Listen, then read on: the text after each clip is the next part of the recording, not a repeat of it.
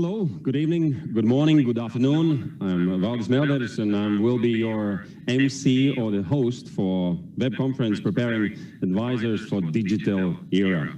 And today we will have one keynote speech by Professor Tom Kelly, and we'll be talking about digital advisory tools and services, how they can be used, and we'll finally be not only speaking about how future will look like, but also what exactly and how we can do with new tools, new approaches in this digital era, and probably find out when is the last moment we have to be there. But then we will begin with feedback from working sessions or workshops. We have plenty of them, and that's why we need some rules. There will be three most important conclusions or takeaways represented by the hosts of workshops or the moderators.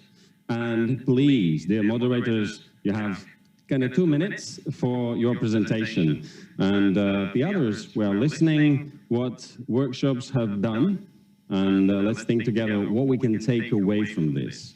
As we were thinking about also next steps, what would be the next steps we can make with this knowledge or these skills we will share today. So have a great next few hours and let's see what has been done in the workshops. So 2 minutes, 3 most important conclusions, and let us begin with our first presentation. Please welcome Elfried Berger, and we will be talking about digital skills. What skills do advisors need in digital age? Mr. Berger. Or Miss.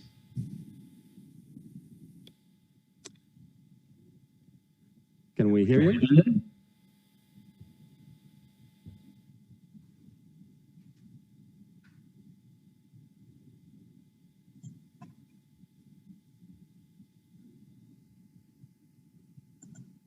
Digital skills. What skills do advisors need in the digital age? Elfried Berger. Hallo, ja, schöne Grüße aus Österreich. Wir haben uns mit den digitalen Qualifikationen in Österreich und mit der Ausbildung einerseits beschäftigt an der Hochschule für Verantwortungspädagogik. Andererseits haben wir training of advisors important regarding already issued advisory products, and we can see here what competences or skills are trained to and taught to trainers. To cut it short, we concluded in our working group or workshop that we have a set of skills we had evaluated jointly and agreed how significant those competencies were, whether those were basic or fundamental skills which are needed for advisors and advisors require for their job. We also discussed skills and competencies, what all the advisors require. These are media, social media competencies and skills to verify and check whether that is false news or that is true news, and data information presented in social media, information sources. We must be very good at time planning and our work planning and organization. Further continued education and guarantees of employment according to the standards of each organization. Thank you very much. Well, in case you suddenly hear some pauses or maybe some short breaks, that's because we need some time also to be translated in many languages. So not to worry about that. In case something doesn't work, just reload that link you've got. And we are moving on with the next presentation. And that will be done by Simone Hunziker on digital networking in the household, because you will need that too to work from far away. Please welcome Simone.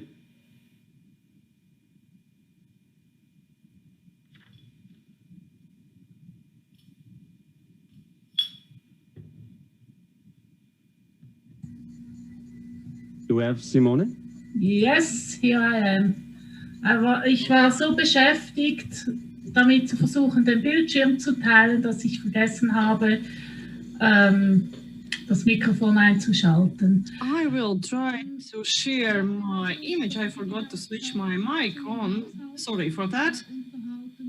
We're discussing the digital networking in household. In Lucerne, in Switzerland, there has been a survey or research carried out, and the researcher informed us what is already an option, what are the variations possible already in that area, and what future prospects for that would be. Everything relies on internet platforms and fora. The use of those has increased in the last decade and enable us to communicate with each other by means of devices and also machine-to-machine communication. As regards a machine or device management, energy efficiency, as well as renewable resource use, a huge part of work done relates to the fact that thanks to digital monitoring and supervision, we can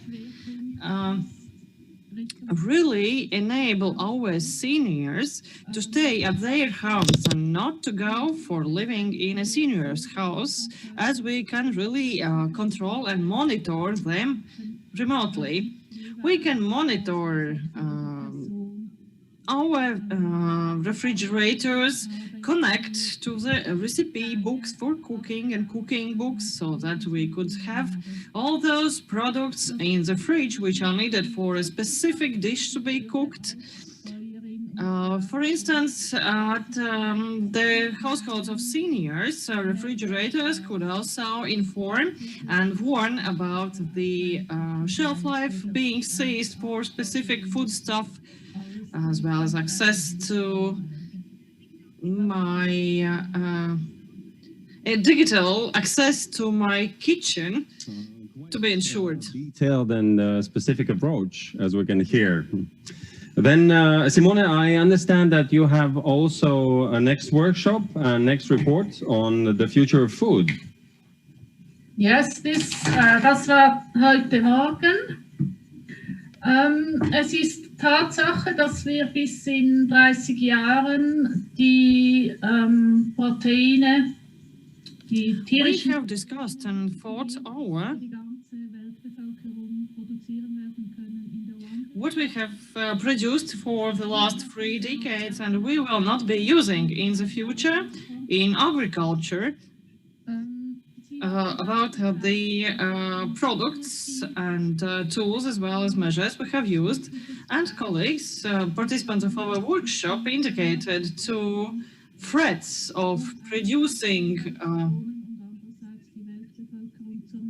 artificial meat to protect our environment, but we are lacking the trace minerals in such an artificial meat.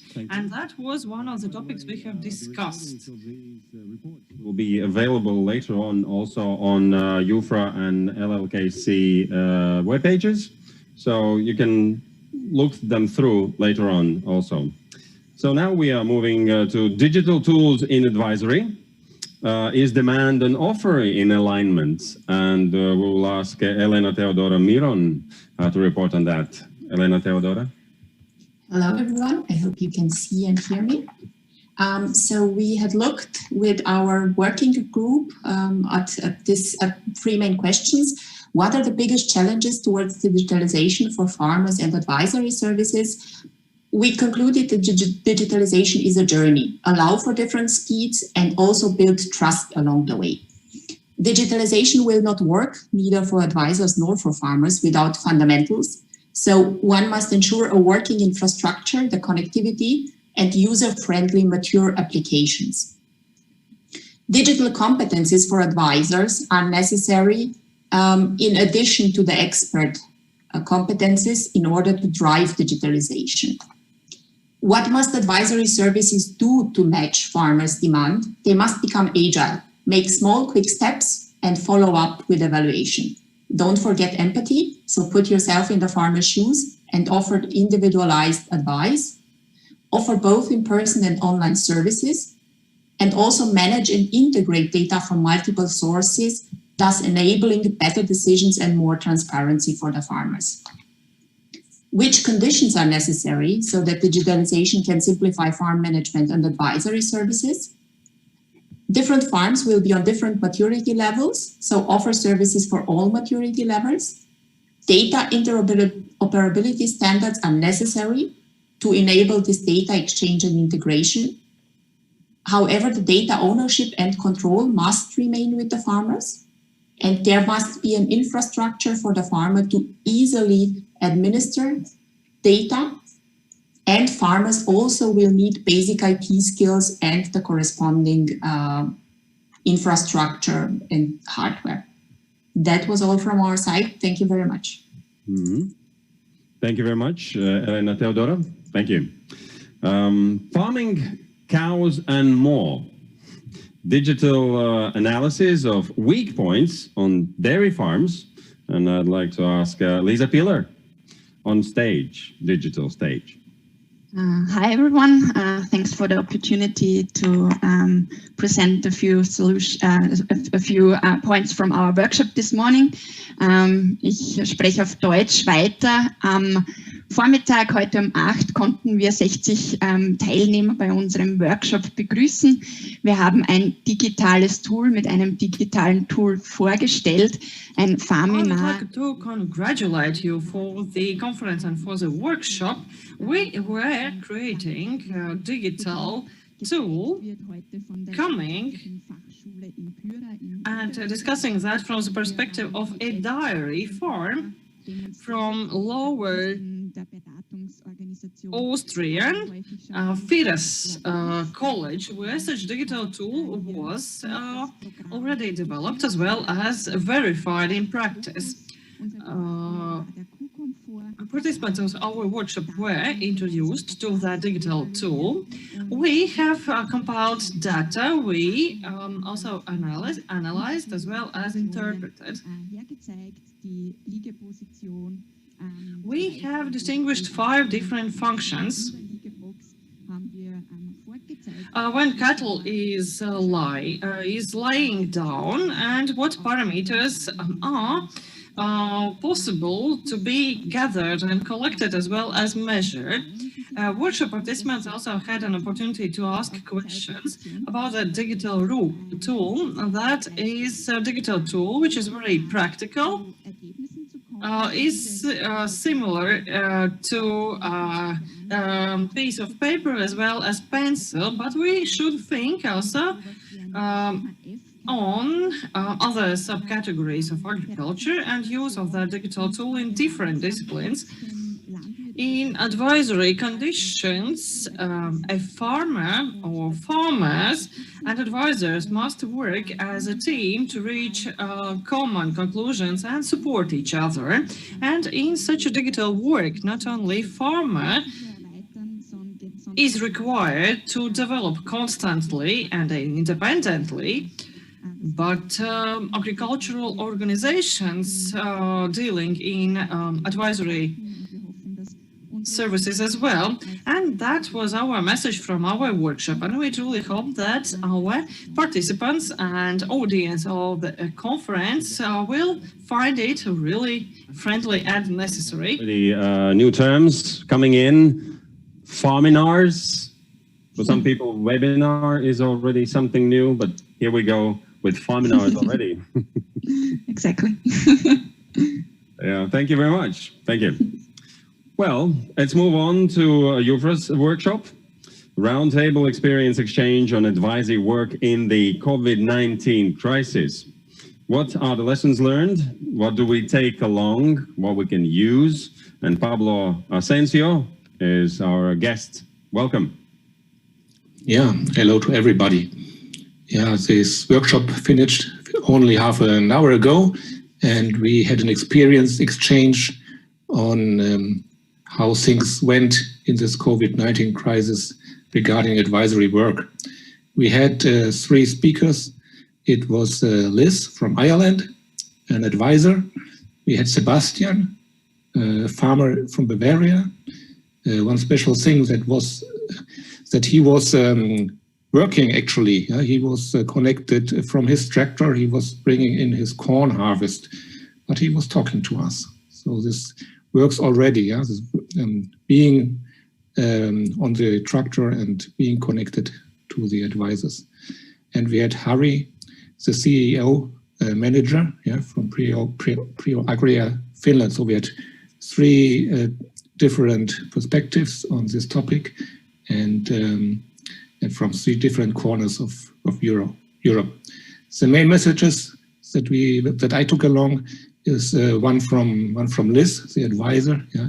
Keep contact to the farmers by any means. Yeah. So keep contact, use all the channels you have face by face, and if it's not possible, intensify the digital contacts and WhatsApp, use social media, anything. And one more thing that that was said and that was agreed on is that it's good to have back office and technical support, yeah, especially when you're still learning with the technical devices. From Sebastian, our farmer, he said that the young farmers, they feel comfortable with the technical tools, and they see the advantages. Yeah, they win time, and he sees 2 topics that are important for advisory work in future. For him, that is this managing the data from the farms. Yeah, that he already uses this. It's useful for him, and he wants that we train the advisors, that they train farmers in soft skills, yeah, communication skills, that they are able to do the communication with the society and even debate, lead the debate. So the soft skills are needed here. And one message from the manager, Harry from Finland, was that was a quite clear message. If you don't digitize your advisory work, you will be out of business, and this pretty soon. So this was what I took along from this workshop. Thank you, Pablo. So there is a saying in other professions, either digitize your operations or you will be digitized. And we have, I guess, another new word. If we had farminar, now if you can work with your farmer in close relationship while he is in his tractor or harvesting, so it could be tractorinar or something like that even. Now, supporting interactive innovation in the digital era, I would say we are moving further into this new technique or new ways to communicate with your clients, with farmers. And please welcome Elke Bielinga as our next presenter. Yes, hello. Thanks for being here. I was just trying to finalize the last results because our workshop just finished as well. In case maybe our next presenter is ready, maybe we can move to the next presenter and you can come in later, like in 5 minutes. Is it okay for you? Yeah, that's fine. Yes, thank you. Will you be done? Okay. Okay, then question is, do we have Gins Fritzbergs from Tele Latvia ready to talk about, do you feel safe in the digital environment? Gins, are you there? Yes, I am. Good. So let's save Elke, and he will be back after you. All right. So we had several discussions for 4 different modules, which we just ran out in 90 minutes. One was the security, and then privacy, then online reputation and lean tools for fast accessing the markets and how to be digital. I was trying to avoid this dreadful feeling of the security, but still, the main outcomes was from my side that from IT perspective, there are not that many IT attacks. It's more social engineering attacks. Well, basically what we do, we see that those who are trying to get into your systems are not anymore using the IT systems to get in there, but more the human beings to get into the systems. I was referring to the Twitter lately, July case about the spamming out. My surprise was that more than 50% of the audience had been victims of the cyber attacks, which of course raises a question regarding the IT security over there. That was the privacy part. We just covered privacy on duty, the specifics of time tracking thing, and then we dig deep, really deep into the specific personal data, biometry and genetic things, the things that you shouldn't share on the digital era. So they are identifying you as a human being too specifically to be easily replicating with the creative thinking of human beings. So I was showing the motion collecting information using the Apple AirPods, but actually can see how the head moves, and this is open API, publicly available. On the reputational side, we've spoke about the 3 channels earned, bought and owned, just as a digital main principles, and also I showed several analytical tools, which led us to the 4th part of the process automation using different kind of tools.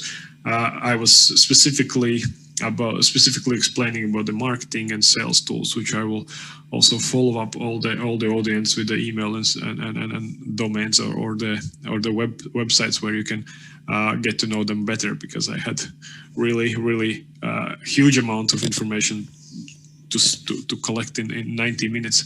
So that's basically the outcome from audience also was the process automation. Interest in those tools that are automating marketing and sales processes was huge from the audience. Thank you.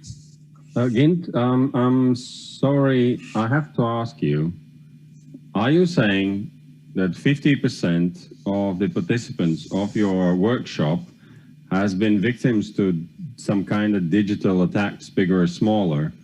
Is that true? It is. That was my surprise. Our statistics show it should be between 15 and somewhere 25% of the general audience. In our sample case was a bit more. Mostly there was phishing, email stalling, social account jeopardizing, those sort of attacks they at least shared on the chat section. So it means that we are still opening things we shouldn't open and replying to the things we shouldn't reply to.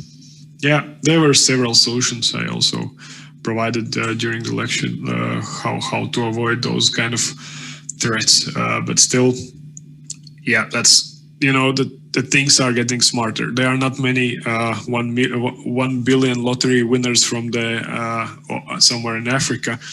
You are receiving email from your CEO saying that here in this Excel you can see actually the good prices from our supplier. Then you open it up and it asks you just one question, enable macros, and then by enabling this you are just storing one application on your internal network, which can basically close down all your internal systems. Thank you. It sounds worse than it is. Sorry. It's something. Thank you very much. Elke, are you ready? Elke, on yeah. interactive innovation in the digital era. But I think you have to open my video again because it's out. Yep. Okay. Just a second. There you go. Thank you very much for saving me, for your flexibility. We have been, when I listened to the previous speaker, I'm really impressed about his knowledge about digital tools. And I must say, we have been talking about competences of advisors, but not so much on the digital tools, but much more on how to support interactive innovation. And of course, this digital tools will be very, very important as well. But we are still learners as a new project. And I'm talking now about the I2Connect project, which is a European funded project in support of the big efforts which are being made at this moment by the European Commission to get multi-actor interactive innovation groups going. That is already going on for some time, but this time it has been realized that advisors need additional skills to do that. Now, we have been trying in our own workshop to use some digital tools with various effects. So again, I say, well, we are still learners in doing so. One thing we did was we tried to find out how our audience in the two workshops we have been in was thinking about interactive innovation. What were the associations they made? And I can share my screen quickly. Where are they?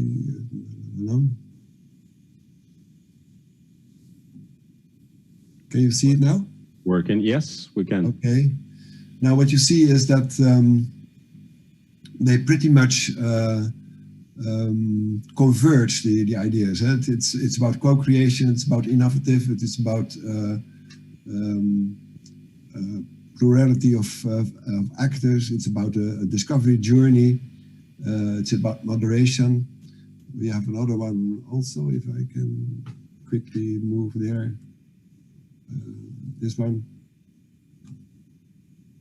No, it's pretty much the same actually, but you only see here that there are more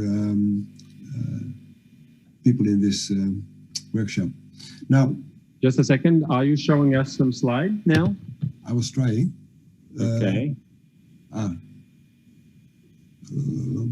Does it work? You see that we are still learners, huh? Yeah, why not? Everyone is learning, that's fine. That's how we learn, by learning together. Yes, that's right. So, but you see pretty much the same words here. Transition, face-to-face social learning. But we are very much aware that we need these digital tools to speed up these kind of innovation processes. Now, what we have been talking about is the I2Connect project. Now I stop sharing again. It's a big project. It runs for 5 years, but we are only in our first year at this moment. There are more than 40 organizations all throughout Europe connected. And what we are going to focus on is peer-to-peer coaching of advisors, because we believe that as soon as advisors really take time to reflect on what they are doing in the process, and they do so with peers, with other advisors who do similar jobs, and they have then also some common language to talk about those things that really matter most, that will be very helpful. Now, we have been looking at one interesting example of one of our colleagues in the project, who is an innovation support agent himself. Of course, this example was from before the project.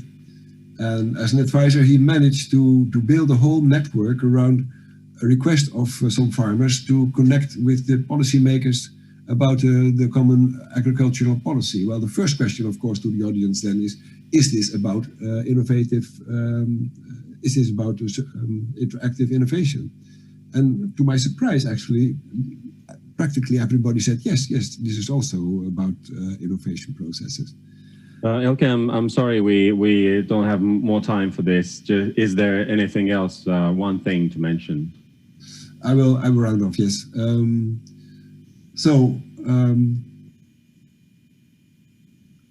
The project, well, that's what I explained about. What we really try to do is not just to be solved by digital tools, but we definitely are very interested in every suggestion we can get from other people in the audience. When I just looked at what Lisa Piller was showing, then I say, wow, this is fantastic. Okay, thank you. Thank you, Elke. Elke Willinga. And as you can see, of course, that this knowledge, when we bring it all together, we can learn from each other, and probably that's the best learning we can get here. We are moving on to our next presenter, and we will be talking about the Fair Share workshop, facing the challenges of embedding digital tools in different advisory and farming contexts. Francisca Viveiros is presenting. Welcome. Hello, thank you for having me. So we had a workshop under Fair Share project that as I2Connect is also an H2020 project funded by the EU. And we're currently on the second year of a 5-year project. And the project focuses on collecting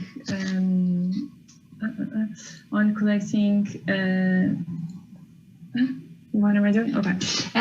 On collecting data and sharing them with advisors so they can help their farmers achieve digital agriculture. Our workshop focused mainly on discovering what are the day-to-day problems of farmers and their advisors, and how can digital tools, not only but also, help them improve these problems. So the three results that happened frequently was that participants felt that currently there is a lot of information available to farmers, a lot of different tools, a lot of different apps, a lot of different platforms, and so on. And so it is important for advisors to, when they are in contact with the farmers they work with, to put together all this information that is relevant and present to farmers already an organized platform of information. Then another thing that we talked about is that sometimes advisors with all the good intentions try to present farmers with solutions for the problems they believe farmers have without actually questioning them, and that's not always the case. So one of the other conclusions we reach is that it is really important to be in constant contact with the farmers to understand what are their problems, and then we can create solutions. And then finally is that farmers sometimes are not very receptive to new ideas or new tools or something like that. So it is really important to have a trusting relationship between farmer and advisor little by little, and so they can start presenting farmers with these digital tools. And being important to start by explaining to the farmers the benefits they can get from these digital tools. And then little by little convincing farmers to join them and use them with using them efficiently and being actually helpful to the farmer. Okay. So are you saying that advisors need to choose one particular tool so farmers don't get into the confusion on what to do with what? Not necessarily one tool, but yes, I think that if they can limit the number of tools they give to their farmers, it makes everything easy. Instead of saying here are 20 different tools for 20 different purposes, maybe they can focus on 3 or 4 and maybe do it little by little. Start by presenting one tool, and then when you really understand it, you can go to the next tool, and so on. So that farmers, for starters, don't think advisors are crazy and just saying impossible things, so they can understand that it is doable and useful, and also to have a positive impact to really help the farmer. I think it is easier that way, and that's what the group agreed. Thank you, Francisca. Thank you very much. Thank you. Our next presenter will be telling us about unleashing the innovation potential for the digital transformation of the European agri-food sector. And please welcome Inge Beerzinge from Union Farmers Parliament in Latvia. Inge Beerzinge, welcome. Hello to everyone. I'm just wondering how to share the screen. I would like to introduce the Smart Agri Hubs project. And during this workshop sessions, we introduced the Smart Agri Hubs project, which have a very ambitious aim towards digital transformation in EU agri-food sector. Inga, and it's very large. Inga, excuse me. We can see now your desktop. Yeah. So can you please open the thing you wanted to show us? I would love to. Yeah. No, I am really don't That's know all right. how to We're go learning back. together. Yes. I see all of panelists, but I don't know how to go back. I can. Okay. Here, do you see the Smart Agri Hubs EU portal? Yes, it looks already better. We can see something. Okay. Yes. Good. Yeah. The latest developments. Good. Thank you. Yeah. Okay. And I would like to introduce Smart Agri Hubs EU project, and it's a large project, and also invite you to register here in the portal if you are already not there, because a lot of new innovations that is going on can be found here, and also here is the training materials. And firstly, I would like to say that here are the registered organizations, and in all projects are divided in 9 regional clusters. So that means that if you are from different countries, you can find your regional cluster with the latest information and activities they are organizing in the project. There are also registered different sector activities, digital innovation hubs, and project supports at this stage 28 innovation experiments. And one of the project activities are open calls, and the open calls are planning to support digital innovation hubs with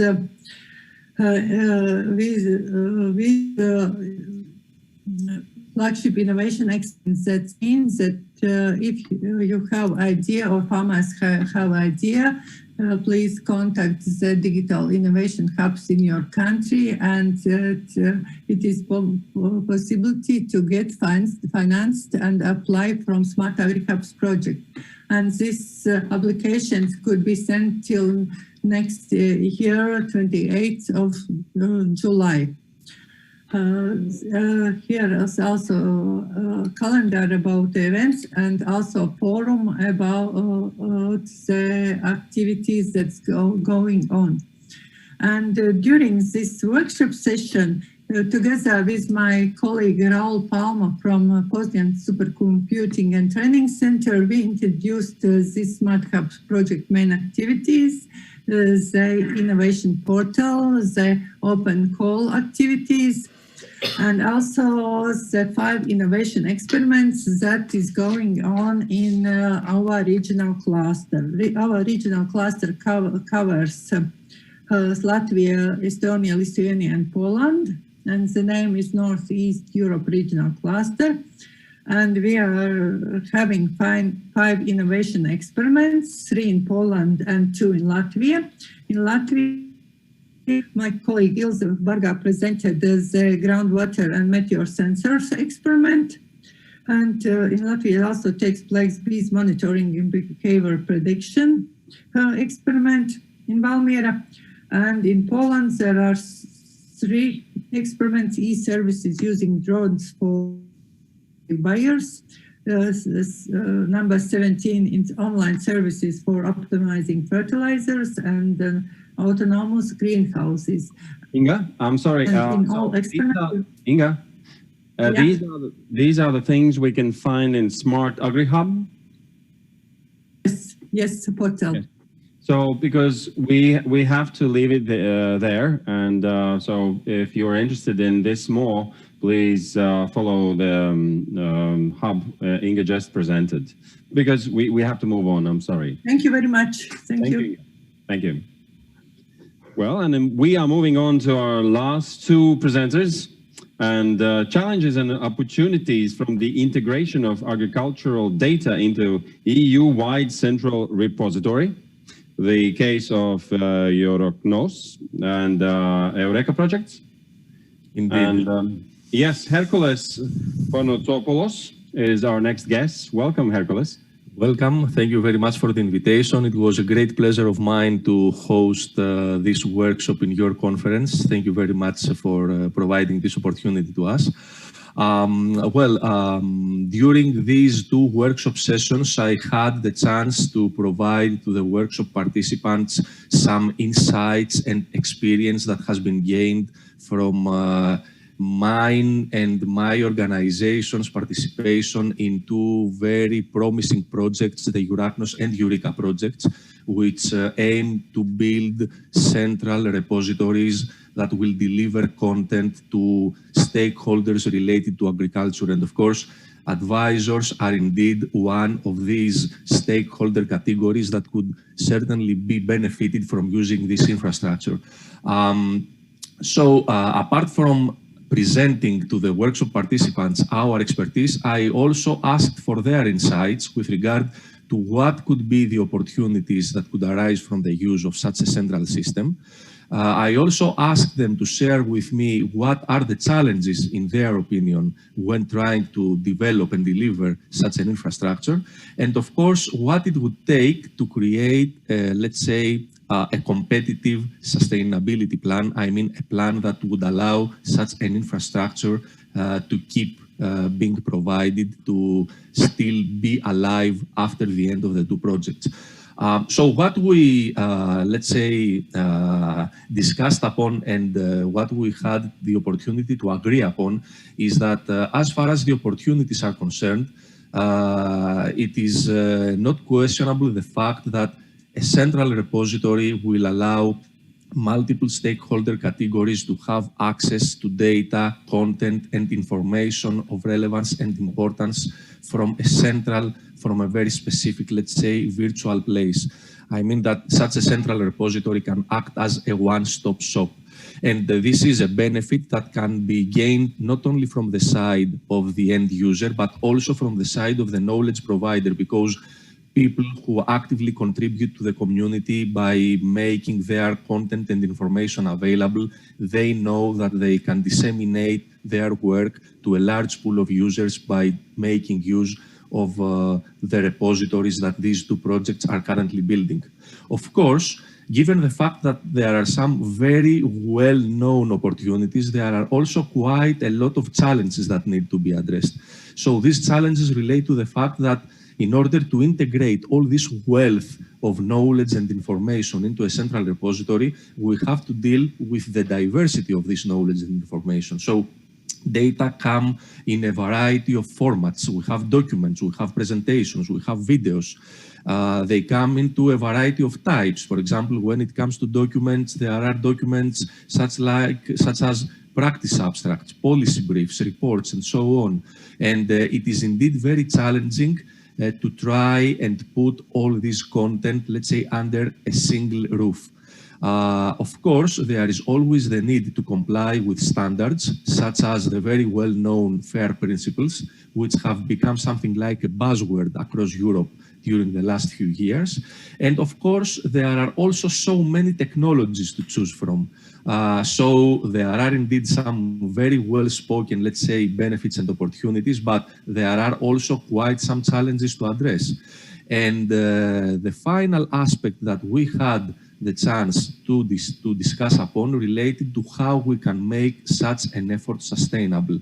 And what we discussed about in this context was the fact that we have to make data available under specific licensing schemes in order to allow for use of data from other stakeholders under a specific context, to provide data well-defined by an adequate set of metadata, and of course to find all these financial and technological resources necessary to keep this infrastructure running even after the end of these two projects, because we all know that, let's say, a drawback that most projects suffer from is that as soon as the project and its funding end, then the infrastructure, the tools, the services developed in the context of these projects can no longer be made available because there are no resources to make them sustainable. So it was very nice to share our expertise with our workshop participants and actually find out that we are taking steps towards the right directions, because all these issues, all this experience that we have been able to acquire are also issues that other people are thinking about. And it was also very nice that some of these points were also raised in the context of some other workshops. So thank you very much for providing us the opportunity to share this experience with you, and of course for gaining some very useful feedback and insights from our participants. Thank you, Hercules. By the way, you will have an opportunity to see on UFRA and LLKC web pages also the process of work groups or workshops working, so you can follow through the information you can hear there. But in a few minutes, we will be listening on the globalization of the digital advisory solutions by Professor Tom Kelly. But before that, we have one more presentation on digital advisory tools, eco-schemes in the new CAP, and Amaya Maruedo is our next guest. Hi everyone, can you hear me? Yes. I will share my, okay, sorry, the video is working now. Hi everyone, I'm gonna share my screen first. Yeah. Yep. So I will try to be brief. So, well, today, between yesterday and today, we have been moderating the workshop AgroGestor. It's a new digital advisory tool, which we intend, or we wanted to show you in these two workshops, how we could maybe, or how we could use these kind of platforms in application of eco schemes, which is the new term that appears in the new CAP.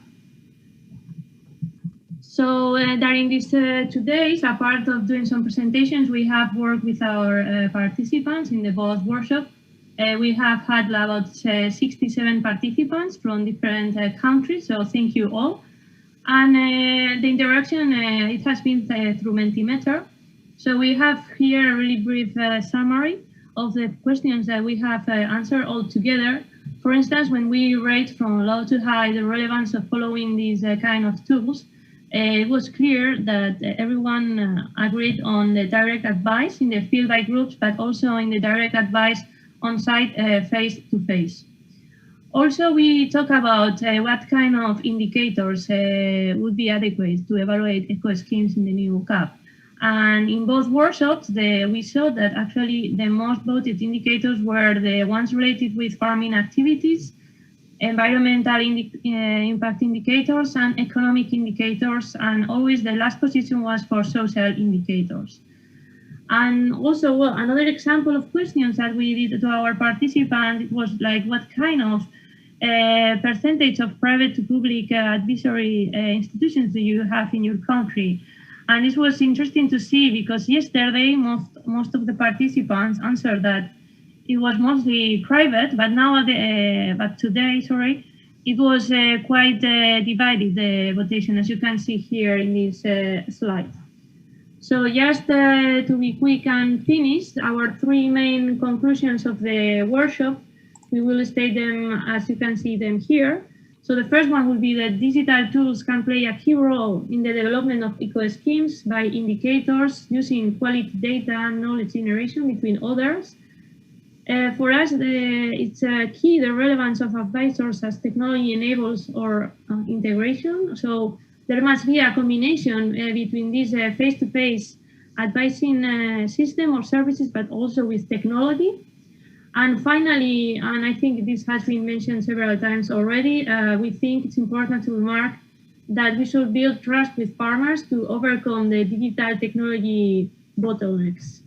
So this was the three main conclusions of our workshops, and we want to thank you on behalf of all the Life AgroGestor team, our participation in GFRAS conference. Thank you.